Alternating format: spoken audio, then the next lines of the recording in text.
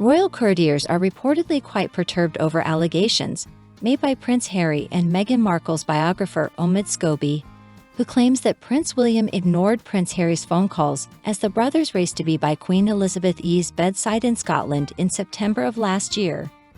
An insider to the royal family told the Mirror newspaper that it seems no matter what happens privately, even during such an intensely sad and mournful time, when it comes to the royal family, it will one day come out publicly.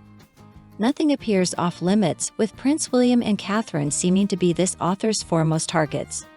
It only takes a few months for the knives to come out again and for wounds to be reopened, the royal insider added.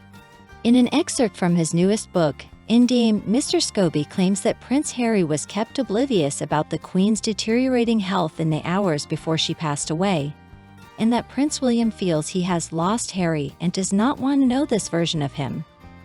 Mr. Scobie, who previously published a biography on the Duke and Duchess of Sussex titled Finding Freedom, said that Harry, aged 39, and his 42-year-old wife, Meghan, had no clue that the royal family was preparing for the Queen's imminent death last year.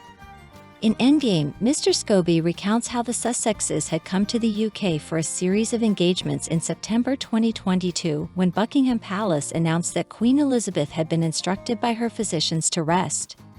He elucidates, by the following morning, the Sussexes were completely unaware that Buckingham Palace was already planning for the Queen's final hours and the first days of the monarchy's new epoch, until the Duke's phone started ringing.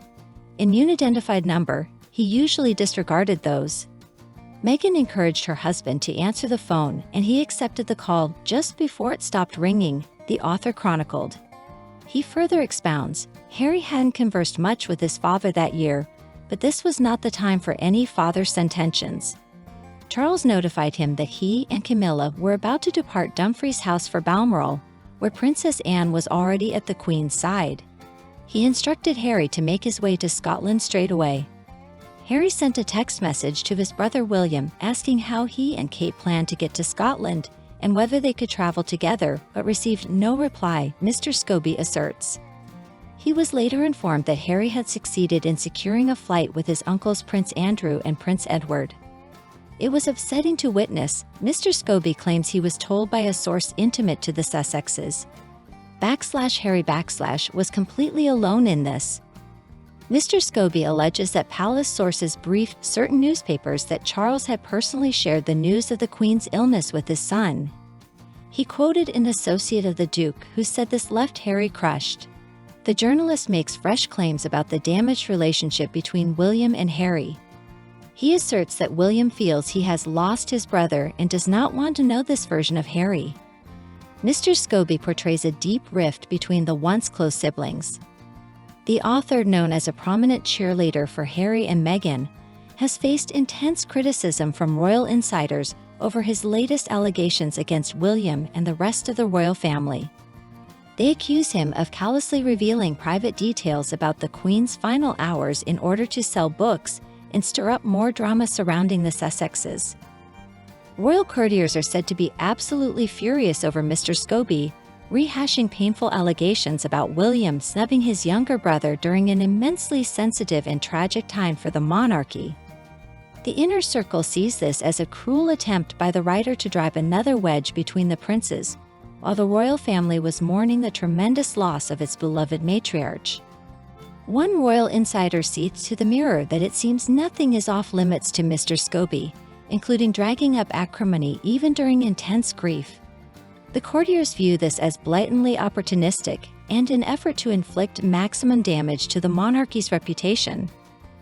Mr. Scobie has established himself as Meghan and Harry's most ardent defender and loudest cheerleader. Royal watchers accuse him of serving as a de facto mouthpiece for the Sussexes to wage their ongoing feud with the royal family through the media.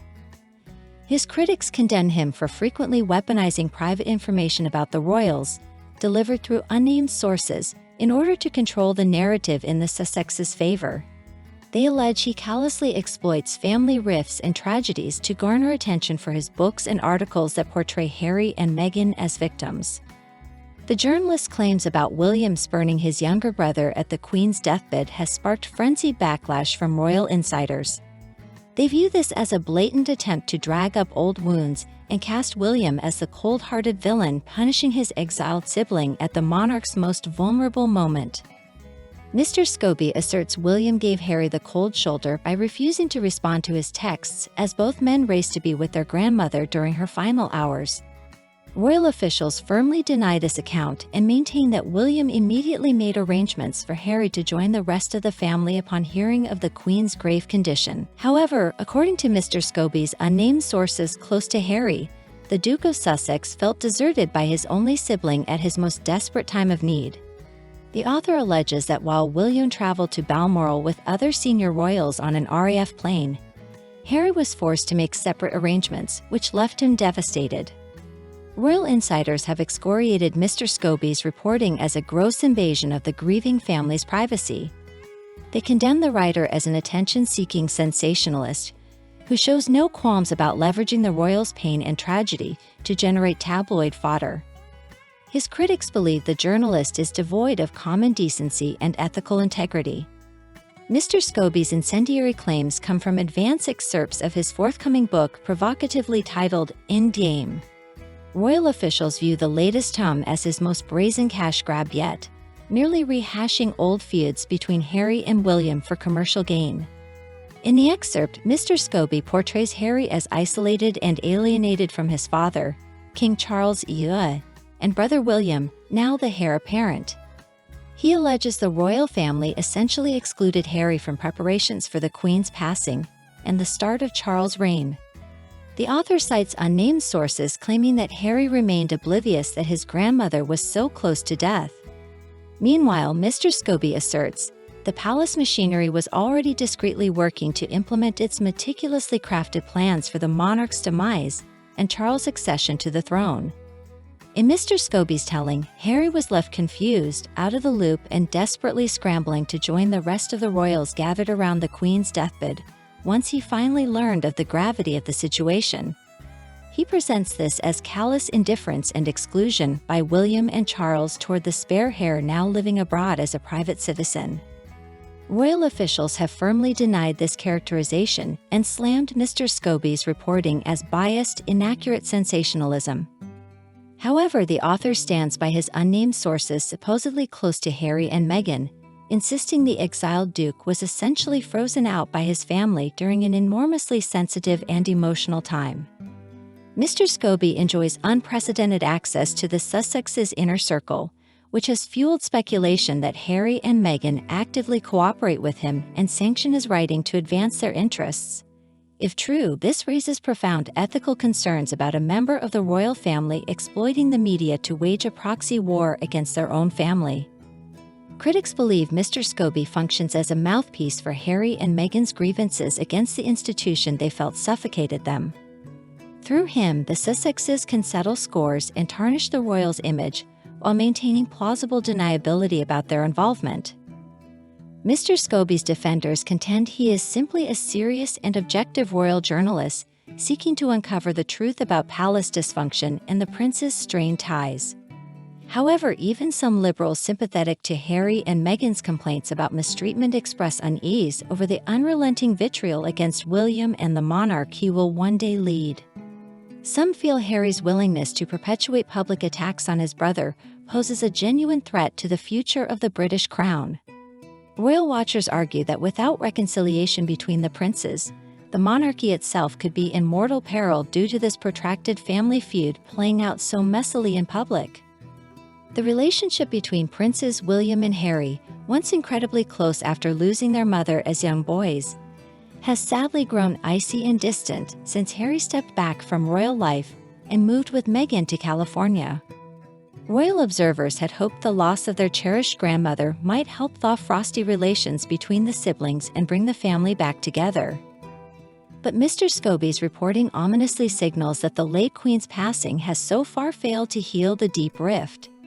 Instead, the author leverages even this profound loss as just another angle of attack in the Sussexes' PR war against the institution Harry was raised to serve. Many question the ethics of Harry allowing, whether actively or passively, such a public pillorying of William at his most vulnerable and human moment of grief. Some royal experts argue that this marks a point of no return for the once inseparable brothers. They contend that Harry's ongoing crusade, aided by celebrity mouthpieces like Mr. Scobie, to damage and discredit the future king while self-exiling abroad may prove a wound too deep to ever truly repair. Only time will tell whether Harry someday recognizes the destructive impact of his actions and reconciles for the crown's sake. Until then, Mr. Scobie appears primed to gleefully stoke the fires of family dysfunction with his gossipy quasi-unauthorized tell-alls targeting senior royals. With Harry and Meghan's full blessing or willful ignorance, the journalist seems determined to escalate tarnishing their reputations via tabloid-esque books under the guise of serious royal reporting. For an institution that has survived for centuries, the British Crown now faces the urgent internal threat of a willingly alienated prince consorting with profiteering media sycophants. This alliance busts royal secrets to monetize attention and public sympathy. With Harry and Meghan enabling writers like Mr. Scobie, their feud with William and Charles has devolved into treacherous scorched earth warfare endangering the crown itself. Dear friend, if you like everything new about the royal family and don't want to miss all the novelties, subscribe to our channel and like it. By doing so, you take part in our development. We work for you.